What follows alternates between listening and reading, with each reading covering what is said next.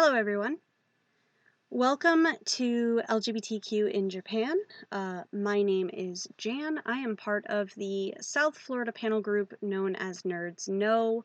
The subtitle for this panel is called The Yuri on Ice Problem, but it is actually, I just want to make it clear that this is actually not a Yuri on Ice bashing panel. When I conceived the idea for this panel, the show had reached critical acclaim, and I felt like instead of settling for Yuri on Ice and being like proud of it and happy about its supposed progress on the subject matter, that we should be demanding more. And I want to explain a little bit of my reasoning into why that is. So that is what this whole panel is about. Here is a brief rundown of some of the things that we're going to be covering. LGBTQ live in silence. They are not exactly persecuted, but they aren't really protected, which we'll go over in the next slide. I want to talk about the concept of plausible deniability because I think it's very important in understanding how LGBTQ people live in Japan and what that has to do with anime and Japanese media. Then we'll go over some caricatures, so this includes things like how makeup and, one's personality or the way that they speak kind of portrays, how LGBTQ are portrayed. And we'll also talk about romanticized versions. This definitely includes yaoi and yuri genres, and we'll kind of go over those. Lastly, I do want to round out with some cultural callbacks. So this includes samurai culture, theater culture, and we'll go over the koseki, the family registry system, just a little bit. Just before we get into it, I do want to let you know we are not going to be talking about anything explicit, but I would say that this panel is like PG-13, so parental advisory, is encouraged. Obviously everybody is different, so if you think that, maybe your parent should be present, or if you believe that this may be too sensitive for your children to watch, then, you make up that decision for yourself. We are going to be discussing sexuality and gender. And some of these terms and concepts, they might make some parents uncomfortable. So I just want you to be advised. You get to make your own decisions. So let us go ahead and jump into it. First, let's look at a brief rundown of some of the major LGBTQ laws and their status in Japan. So there are no laws that forbid LGBTQ relationships or activity, which is good. There are no anti-discrimination laws. That's bad. Same-sex marriage is not legal. Obviously not good. Adoption by same-sex couples is not legal. I do have a tilde here before my X, and the reason for that is because there is a bit of a legal loophole, which we will discuss in a minute. Support for surrogacy or in vitro fertilization for same-sex couples is not accessible, so that's bad. LGBTQ are not are allowed to serve in the military. Again, I have a tilde here. It is allowed, which is great, but there's a little bit of like a caveat to that, so we'll talk about that in a minute. MSM. So MSM stands for biological males who have sex with other biological males. They are not allowed to donate blood for 6 months. Again, I have this as a kind of a good thing because of reasons that I will explain in a minute. And conversion is allowed and conversion therapy is banned, which is fantastic. So, just kind of looking over those statistics, we can see that generally their scorecard leans to not so great. Even some of their good points kind of have caveats. And basically, being queer isn't really illegal, and being in a relationship isn't illegal, but there aren't really laws protecting individuals, from like being fired from their job or evicted from their home or other discrimination, and that is like a really big deal. So I just kind of want to give you like an idea, right? Obviously, if there is a violent crime, it will be persecuted. There are plenty of convictions for violent crimes, regardless of the subject matter involved. However, let's say that you experience violence, right? You're gay, right? And you experience violence in Japan. You might not want to report it or like do something about it, because then you're going to have to state why, or even, the person that you are accusing might have to state why, and that could be effectively outing you, which is not necessarily something that you want to have happen. And also, because there are no anti-discrimination laws in place, there really isn't a law against the hate of queer folk. So the crime might not even stick. And, or like the person, let's say they do get punished, the punishment might not be harsh enough, and you as the victim could very well be harassed again, or even have to see and work with that person all over again. So it's very sketchy, and it's really hard for you to do that because you're not really in a position that protects you. And so that is why that's just really, really hard. So to get on to my first tilde there about adoption, in the current state of the Japanese constitution, marriage is between a man and a woman. And similarly, there is no law allowing queer folk to adopt, but there's also no law banning it. So there have really been no cases of people trying. It could be that it's possible and that there is no issue, but we just really don't have too many cases of people trying. And that kind of goes into like a whole nother panel about feminism in Japan.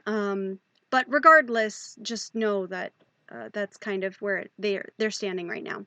And similarly, there's no access to surrogacy for male couples or in vitro fertilization for female couples who wish to have a child. And all of these things have roots in the culture, which we're going to talk about later on. So adoption is kind of a gray zone in Japan regarding LGBTQ. Queer folk aren't banned, going on to my next one, from serving in the military. But there's not really an encouragement for them to join either. And there's actually been a lot of studies on this topic by both Japanese nationals and foreign researchers, and most concluded that a high percentage of Japanese don't object to open queer folk serving, so long as it doesn't interfere with their performance, which I think is pretty normal. That's like relatively normal. I mean, even if you're like in a more kind of sort of politicized field like journalism, that's not coming up every single story that you do or every single time that you walk into the office, because you're more than just your sexuality. Like, yes, this is a part of you, and yes, it has a place in your life, but not always every single time you go to work. So the idea of, oh yeah, sure, let them serve so long as it doesn't interfere with anything is kind of also silly, because no duh. Moving on, the MSM ban. So I put this as kind of good. In America, which is where I'm from, 6 months, this rule is still in place, but it's actually 12 months instead of 6 months. However, I still think this is relatively bad because it still discriminates against biological males, and it's dumb. Like, if you look at the law, this law was enacted in order to prevent the spread of HIV and AIDS, and if you think you have that, then you have that. You know what I mean? Like, you don't need 6 months to figure that out. So it just seems, really dumb that this law is in place. And there's a variety of reasons why I encourage you to check out, like, the American Red Cross to look more into their reasoning, although it truly doesn't make sense to me.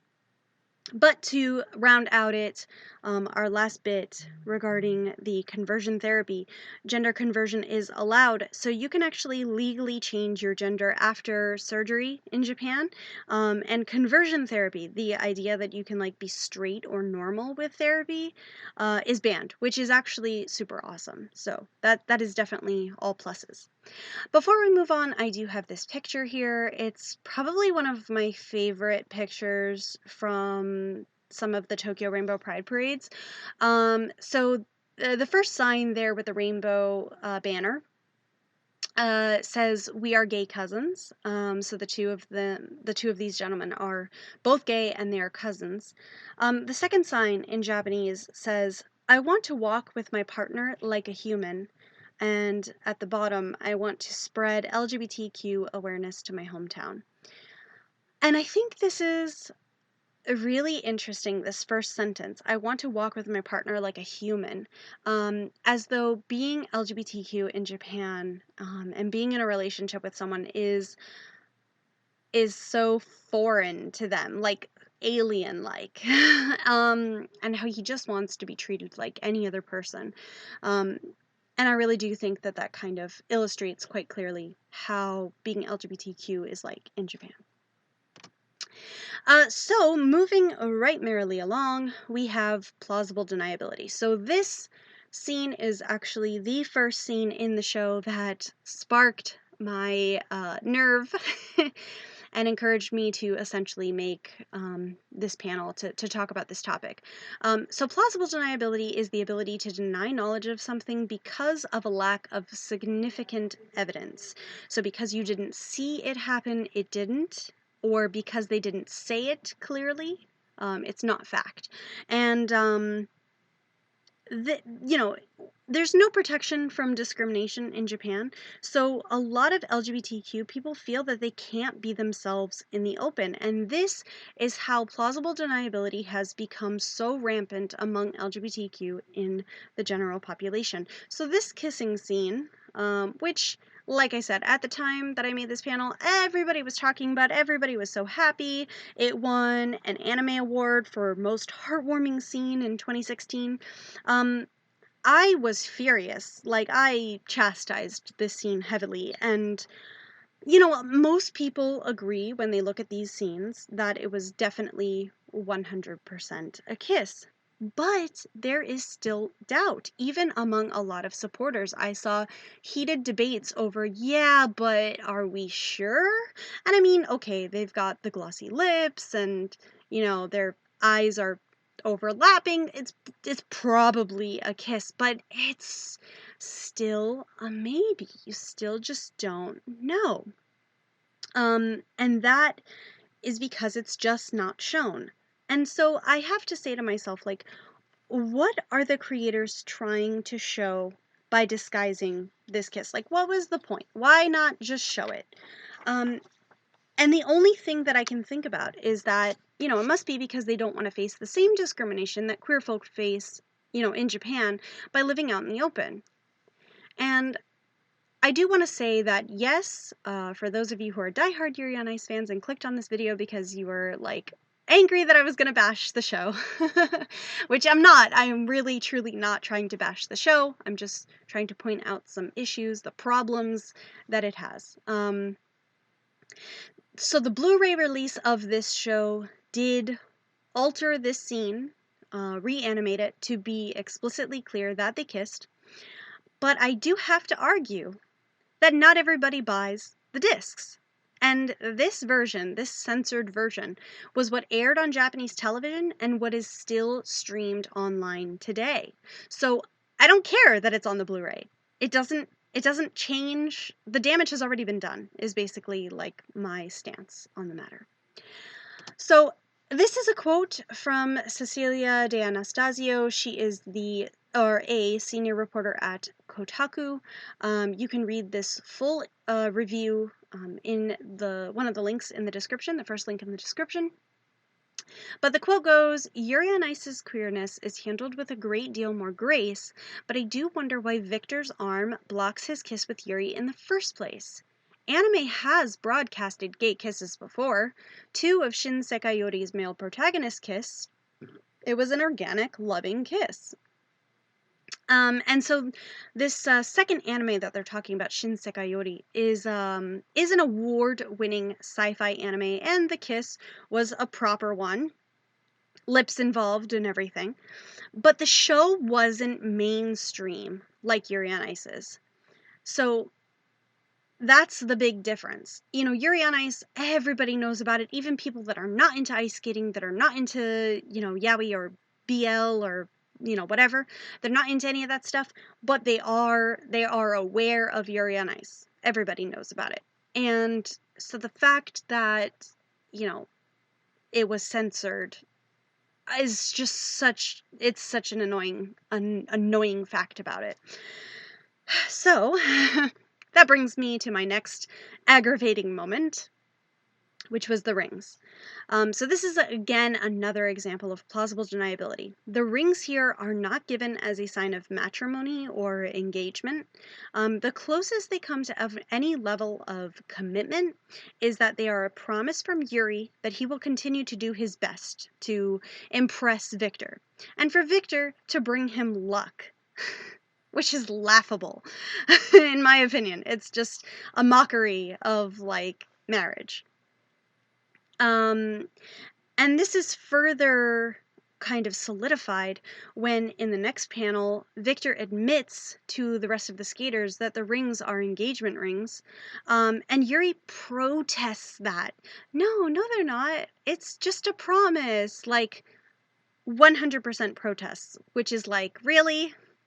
And then in this third scene, there at the bottom, you can see all the other ice skaters and their reaction to this idea that they're engagement rings, even though Yuri is protesting against that.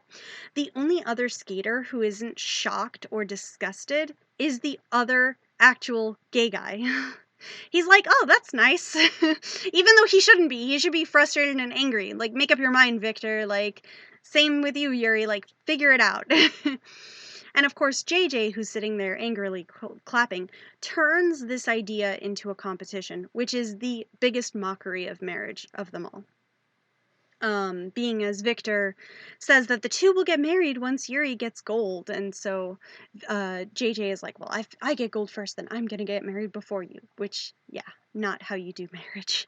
But again, plausible deniability, because even though Victor admits to them being something more, Yuri, who is the one who bought them and gave them out, does not ever.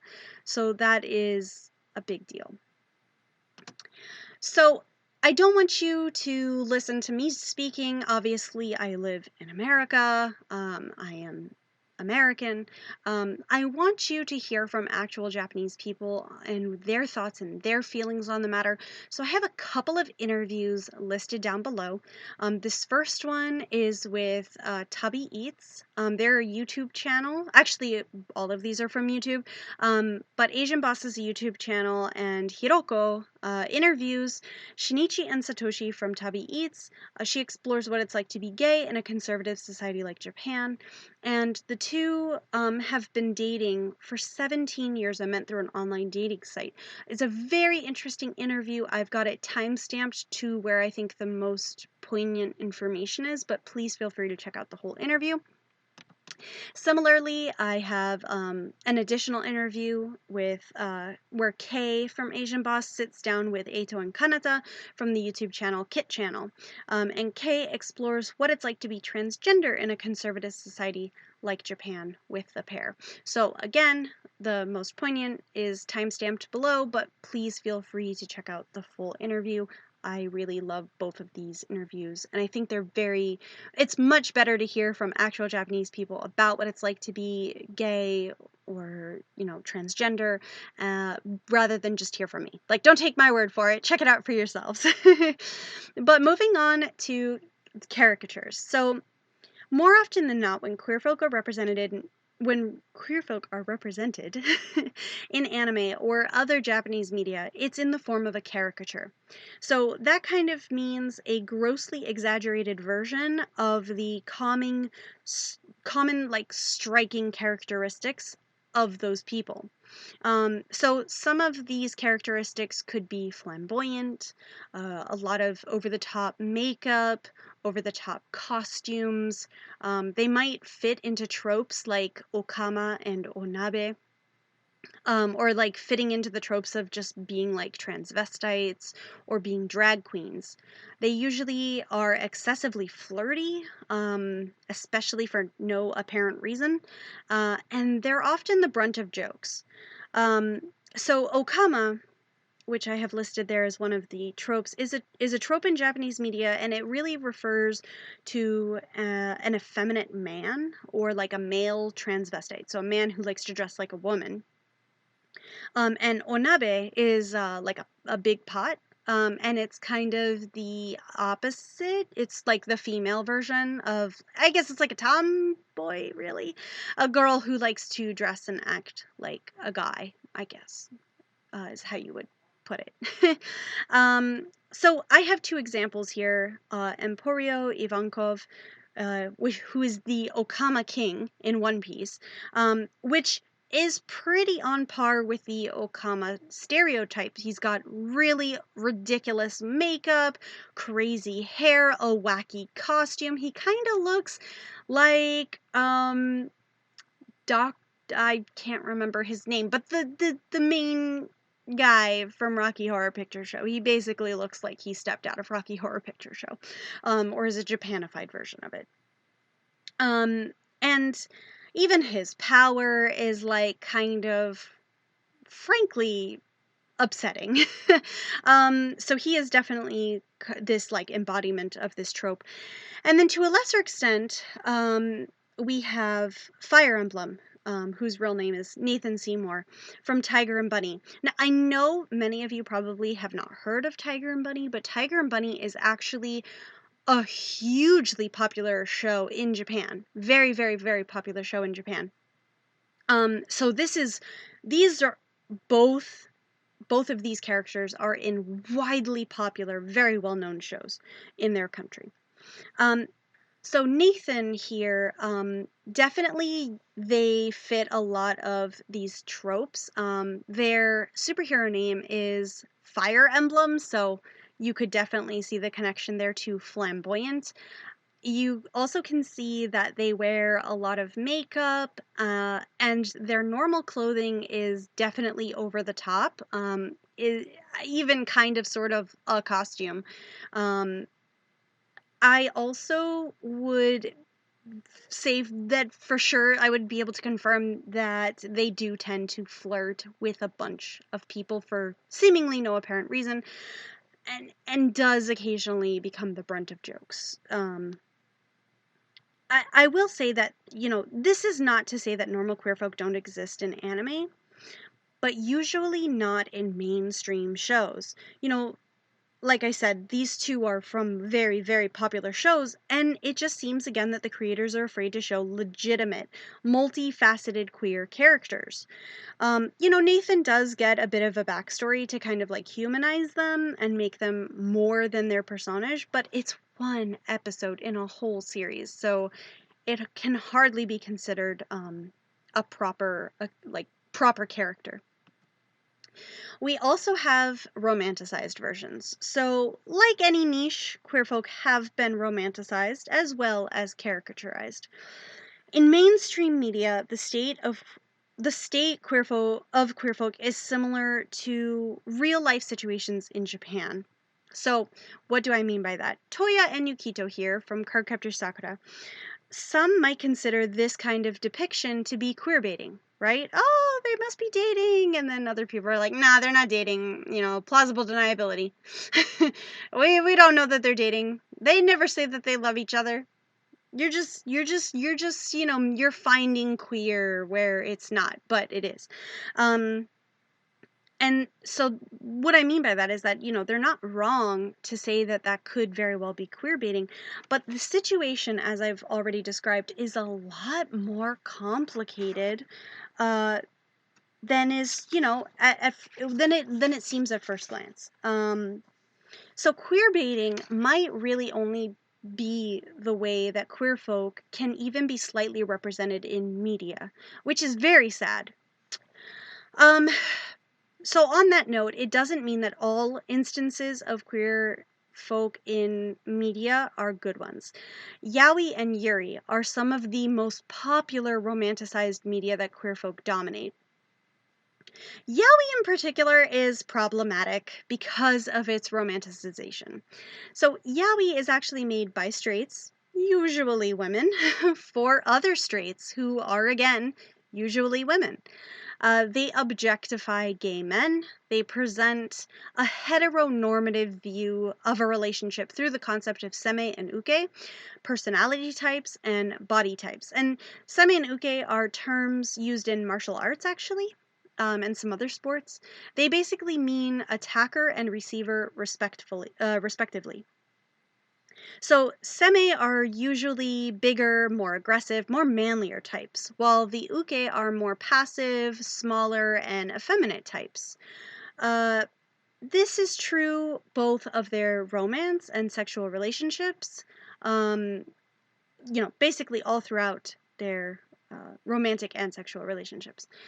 Shonenai, and shoujoi for that matter, but we'll talk about that in a little bit, are considered more sophisticated stories, quote unquote. There's usually no sexual encounters because the characters tend to be younger, but they're still pretty fetishized. It's basically like cute boys in relationships. Eee, so cute. Like, why? Why are you doing that? That's weird. There are genres that are for queer folk, and Bada is one of those. So, Bada means rose, and it's a genre specifically made by gay men for other gay men. It does have less of a heteronormative structure. The seme and uke roles are still present, but usually inverted. So by that I mean that the body types are more masculine for both of the parties, and the personalities are a bit more normal, though the uke is still more often than not represented as shy, unsure, or reluctant. And the genre is still focused on eroticism than highlighting queer folk exactly, but it is progress. Lastly, we have Yuri. So Yuri means lily, and it's a common name for females, like Jane or Mary or Susan. And the whole genre tends to focus on lesbian relationships. Yuri is a little bit less and also more complicated than its male equivalent. So Yuri is the only term used to describe lesbian relationships. I previously talked about shoujoi, but shoujoi is actually an American terminology derived from shonenai, and it's meant to denote the same kind of less explicit relationships, but that's not the case in Japan. Yuri can be just as subtle and sweet and fetishized as yaoi and shonenai, or more realistic and explicit like bada. So, very crazy range there. Now, one thing I would like to highlight about Yuri in comparison is not just this diversity, which does surely exist in real life, effeminate men in aggressive roles, or tom girls as butch lesbians, or cute guys just happening to be gay. Totally real, that has happened for sure in real life. But Yuri broke what Yuri on Ice hoped to break into the mainstream. So we have lots of examples here. Haruka and Michiru from Sailor Moon are the OG lesbians. Don't let anybody tell you otherwise. Although I think nowadays, after, gosh, how many years has it been since the original Sailor Moon came over to America? I think it was like 1998 or something, 1996. So we have had many years now to go back and revisit Sailor Moon and be like, nah, that whole cousin stuff was just BS. And so, and kind of rewrite that. We also have here on the previous page, I had Utana and Anthe, Tomoyo and Sakura here.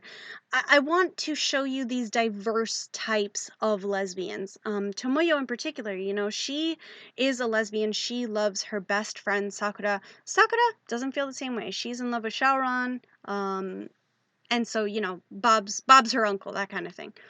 But Tomoyo doesn't turn around and make it weird, like how a lot of people think it will happen if you're friends with a lesbian and you're not lesbian.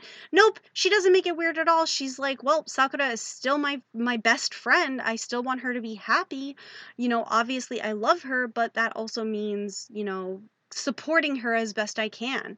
And so even though she is a lesbian, she has a very healthy and wonderful relationship with her female friend. And I think that's really cool. Now, that's not to say that caricatures of lesbians don't also exist in mainstream, especially in mainstream. So think about characters like Blair from Soul Eater or Mio from Keijo, and lots of the characters in Kill la Kill. A lot of these characters don't fit some of the previously mentioned signs of caricatures, but this is mostly because women usually wear crazy makeup or like often dress outrageously. So, like, that's pretty normal. So, you can't base a lot of the caricature signs for female characters based on, like, their appearance. A lot of it really boils down to their actual characteristics, being overly touchy-feely, especially without permission, hitting on all girls for the sake of hitting on them, and are just generally there for fan service, not really mentioning much, if anything, about their real, true feelings. And so that's, so don't think Yuri is without its problems. It does have problems, but they're just different. and they're harder to notice right off the bat. Okay, next we're going to talk about cross-dressing. Especially for trans people, this is really common and widely accepted, actually. There's actually a cultural history here, which we're going to talk about in a minute, that makes this kind of behavior, if you will, one of the most normal things for Japanese people to accept. And we see a lot of cross-dressing in various Japanese media.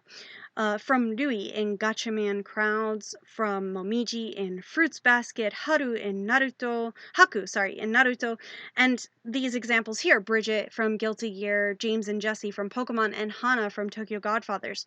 Many of these characters usually don't really make clear what their gender are, but Hana, for instance, is 100% trans.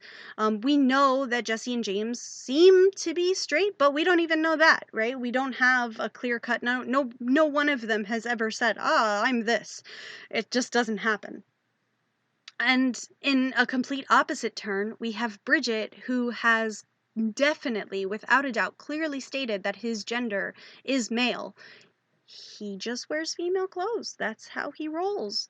There's a reason for it. But regardless, the point is that the ease with which trans are accepted as whatever they are may have something to do with this idea that they're easy to pass. They can pass easily.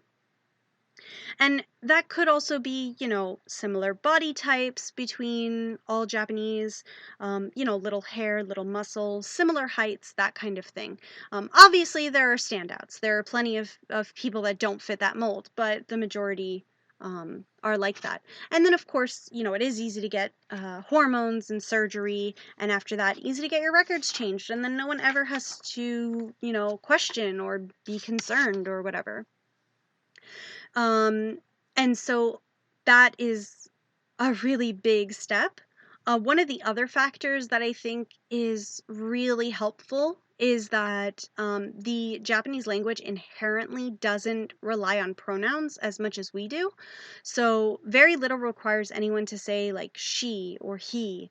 And there are a lot of gender neutral words. So you could say my boyfriend, kareshi, or my girlfriend, kanojo. But if you didn't want to denote anyone's gender, you could just say koibito, which is like literally the person that you love or the person that you're crushing on or whatever, like my koibito. And that doesn't have anything to do with gender. So all of those things, I'm sure, contribute. So to continue on, we're going to talk a little bit now about the history behind homosexual and bisexual acceptance. So, for example, in the feudal era, samurai, monks, and other tradesmen would have apprentices. And this sort of mentorship was taken extremely seriously, and in and in most cases, an actual contract would be written up.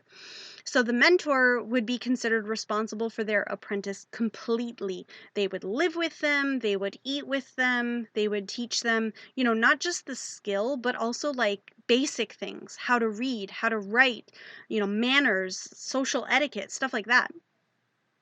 Sometimes, this extended into the bedroom as well, but not always. If it did, both parties would agree to it prior to anything happening. It would be added to the contract and again signed. So it was a written, signed, kind of consensual aspect of their relationship. I know that sounds really weird, but I don't want you thinking this is totally weird, as even for us in the West, before the introduction of the Abrahamic religions, this was really common. And then for Japan, once the Abrahamic religions were introduced, it actually still wasn't persecuted until 500 years plus from Christianity's indoctrination into society. So that's just crazy. Like, none of the persecution had to happen is, I guess, what I'm trying to say. Two other major art forms of entertainment also contributed to queer behaviors in the country, if you will. Kabuki, which is the bottom picture here, was and still is today a classical theater show. In its original form in the 1600s, all of the actors were female, and they would play any role, male or female, elder or child, didn't make a difference. It became very popular with the nobility, and as with anything, began to trickle down to the lower classes of society. The most accessible version of this being for the middle class, which unfortunately really was only obtainable in red light districts. Now, before we get onto that, I want to talk a little bit about how kabuki, many aspects of kabuki, such as the fashion, the makeup, the music, the actors themselves, became so popular that they would have merchandise, souvenirs, stuff like that. It was basically like kabuki was basically the first form of popular culture in Japan. That's how popular it was. And so this association with red light districts kind of made the idea of prostitution related to kabuki. And so because of that, and also because, middle class is in a lower class kind of area, but the upper class still enjoy the art form. And so, maybe you're not like royalty, but maybe you're like a merchant class, so you would go and you would take a look. All of these different classes are intermingling together. There's like this idea with prostitution because it's in a red light district. Basically, it pissed off a lot of people. The shogun ended up banning female kabuki, and male-only kabuki was born. A lot of them were like, we still love kabuki. We love the idea of kabuki, so we want to keep doing it. And if the only way for us to do it is for us men to do it, then we're going to do it. And so just as before, all the roles were played by men only. Female or male roles would go to regular men, and boys would play the younger roles of either gender. Now, women were not discouraged. They loved the stage, they were not daunted, and in the early 1900s, they finally created a new form called takarazuka, named for the first place they ever performed. These were much more modern drama and plays, and so they became really popular. They continued on today doing stage adaptations of popular movies, anime, or topical currents, while kabuki continues to focus on historical or legendary stories. So in my two pictures here, the top picture is an all-female cast of the play for Rurouni Kenshin. So most of the people in that picture are supposed to be boys, they're supposed to be guys. They're all women. They are fabulous and beautiful. And down below we have a kabuki poster. Again, all of these characters, even though we have two there that are supposed to be women, they are all played by men. And so this is, again, this kind of cultural idea of cross-dressing not really being a big deal. Lastly, I'm going to talk a little bit about koseki. We don't have too much time, and koseki could be a panel all on its own. Here's what you need to know. The koseki is the family registry system. It is required by law. It acts as a person's proof of residence, birth certificate, death certificate, uh, marriage certificate, all of that stuff. It logs households, births, paternities, adoptions, deaths, marriages, etc. There are so many problems for modern day people, from class discrimination to foreign discrimination to single parent discrimination. There's tons of stuff here. It's truly a huge feminist issue as well. But the most important to our subject, the koseki is set up as a household registry, and therefore it's designed for a heterosexual family unit only, which is of course detrimental to most queer folk who want to marry, since the koseki is proof of marriage, and for adoption. Although theoretically, at least one spouse could be listed as a parent. However, let's say that spouse is in the hospital and this child is at school and they're sick and they're not feeling well and they need to be picked up. Well, the other spouse cannot come and pick the child up. So just being on one person's koseki is not good enough, which is, of course, an issue. So there's some other weird problems with the koseki. Like I previously mentioned, if you are trans and you want to correct your gender on the koseki, you can do that through the government after certain conditions have been met.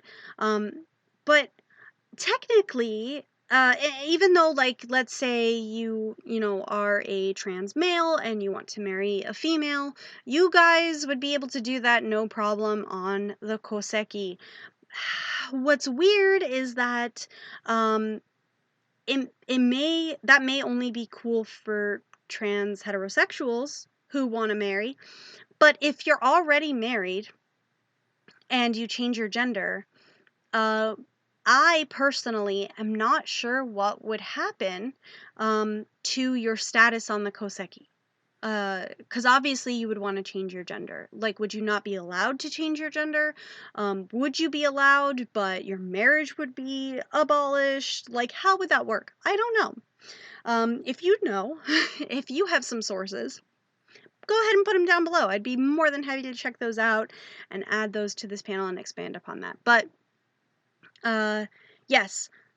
Basically, the koseki sucks, and it should be abolished and changed into something else that's way more, like, person-friendly. So that kind of concludes my panel. Before I end it, I do want to do just a brief kind of rundown of some other things in Japan. I don't want this panel to confuse or discourage you. Japan does have a thriving LGBTQ community. Many of its members are still closeted in everyday life, but many people come out for the Tokyo Rainbow Pride Parade, which is the longest and largest queer folk gathering in the country. There's like 5 or 6 of them all throughout. There is, I think, a vast difference in how Japanese media reports and highlights queer folk, especially at the parades. So on the left, we have a picture taken by Huffington Post, which is a foreign source for news. And on the right, we have a highlight photo from Japan Travel, which is a national travel website that shares events going on in Japan. And I'm not pointing this picture out to say that drag queens are not valid. They are 100% a valid part of the community, so please do not get me wrong.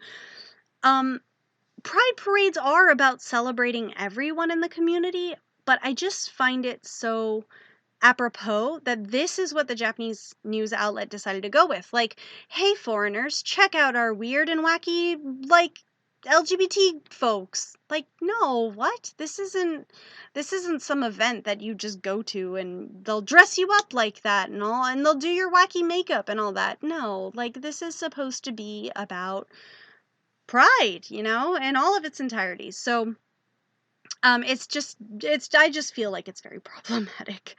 I also have here a little bit of like kind of an update. So as of today, marriage nationwide is still banned, but there have been various prefectures that have been enacting laws that create similar certificates. And this started in 2015. So Shibuya started it. They're kind of, I guess, like a county in the States.